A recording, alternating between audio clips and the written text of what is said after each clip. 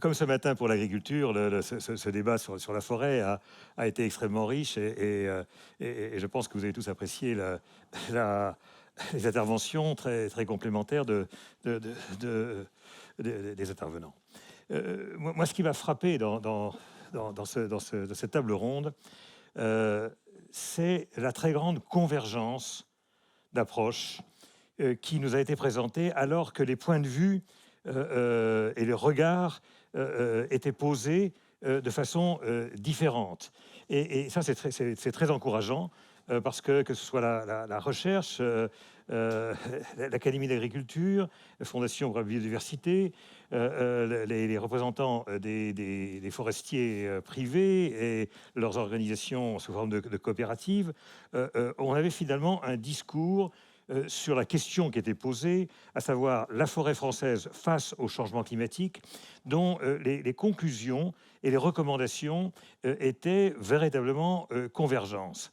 Elles étaient convergentes et je dirais, euh, peut-être que vous prendrez cette remarque comme un peu facétieuse, euh, euh, ces recommandations et cette convergence étaient en singulier décalage par rapport à ce qu'on peut lire actuellement dans un document qui a été largement commenté, à savoir nouvelle stratégie forestière pour l'Union européenne, qui a été présentée par la Commission il y a quelques mois, qui a d'ailleurs été adoptée après néanmoins que le Conseil des ministres de l'Agriculture qui ont eu à se prononcer eux-mêmes et émis des réserves plus que légères.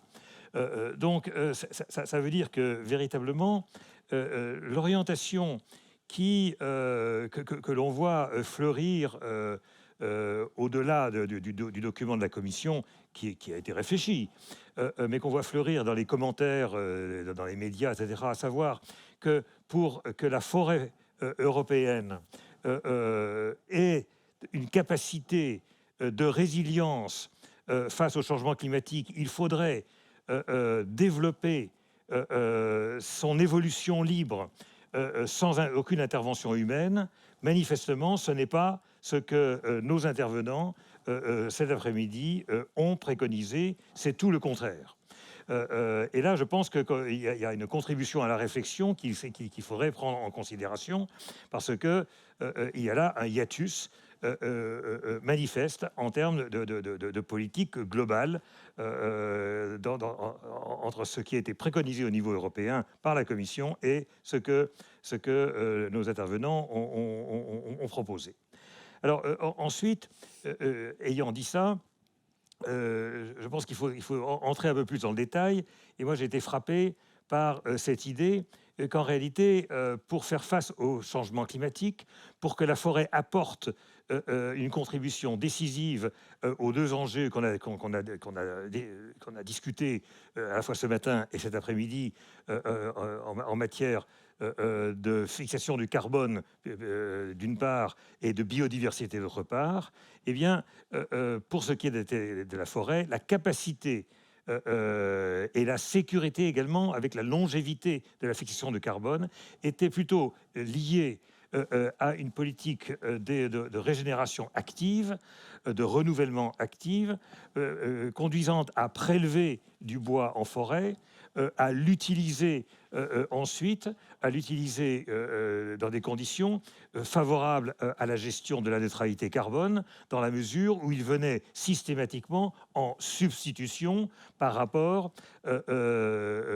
à des matériaux fossiles, que ce soit dans la construction ou que ce soit dans l'utilisation sous forme d'énergie, parce que dans les deux cas de figure, bien sûr, c'est une substitution à 100%. Et donc, il y a là déjà un élément et qui conduit à un facteur positif certain. Alors qu'au contraire, laisser s'empiler en forêt, puisqu'on ne prélève actuellement en forêt, ça a été dit, à peine 50% de la croissance biologique annuelle, ça veut dire que les stocks s'empilent tous les ans, on courait le risque, compte tenu du changement climatique, on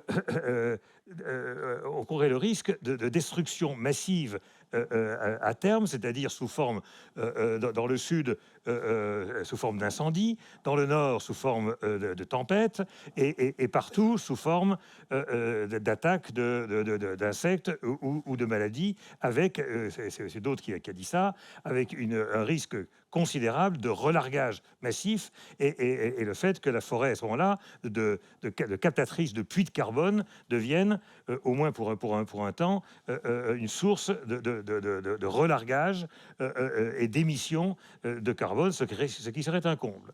Et donc, à partir de ce raisonnement, on en est venu à réfléchir à comment fallait-il faire pour favoriser cette évolution. Et les mots-clés, c'est renouvellement et c'est investissement et c'est adaptation aux éléments nouveaux du changement climatique. Renouvellement, c'est donc agir en forêt. Et donc agir, c'est précisément le contraire de mettre en évolution libre. C'est intervenir pour assurer le redéveloppement de cette forêt, parce qu'une forêt jeune est sans doute est nettement plus résiliente qu'une forêt vieillie. Deuxièmement, c'est investir. Et investir, ça nécessite bien sûr une action des opérateurs, en l'occurrence des propriétaires privés pour ce qui est de la forêt privée, et des propriétaires publics pour ce qui est de la forêt publique. On l'a peu évoqué, mais pour en rester à la forêt privée, qui fait 75% de la totalité de la forêt française, c'est bien un investissement des propriétaires avec une incitation qui soit de différentes natures, fiscales, budgétaires. On a évoqué ces différentes options, mais l'important, c'est qu'il y ait une direction, une orientation, une affirmation politique de la chose, ce qui est un peu ambigu dans le contexte actuel. Ou plus exactement, c'est pas tellement ambigu que le bruit de fond qui entoure cette affaire, et dont les coupes rases ne sont qu'un avatar, fait qu'il y a une ambiguïté dans le message reçu. Et ce qui a été dit à la fin semblait tout à fait intéressant, et on a cité, Bertrand Servois a cité le plan de relance qui a été initié par le gouvernement, mais on pourrait citer tout aussi bien le fait que dans la nouvelle politique agricole commune, dans le deuxième pilier, il est prévu que les États membres, c'est à leur initiative, ont la possibilité de proposer de soutenir les investissements forestiers et notamment de renouvellement. Ce qui est important dans cette affaire, bien sûr, on peut regretter que ce ne soit pas suffisant en termes financiers global face à l'ampleur du sujet, mais par contre, il y a un élément qui est déjà positif sur lequel il faudrait capitaliser, sans mauvais jeu de mots, à savoir que dans la mesure où c'est soutenu pour le plan de relance par l'État et pour la politique agricole par l'Union européenne et par les régions comme cofinancement, ça veut dire qu'il y a déjà là un signal qui est un signal important qui légitime l'action d'investir en forêt. Parce que pour certains, investir en forêt, c'est-à-dire agir en forêt, c'est-à-dire couper des arbres pour renouveler la forêt, c'est peut-être illégitime.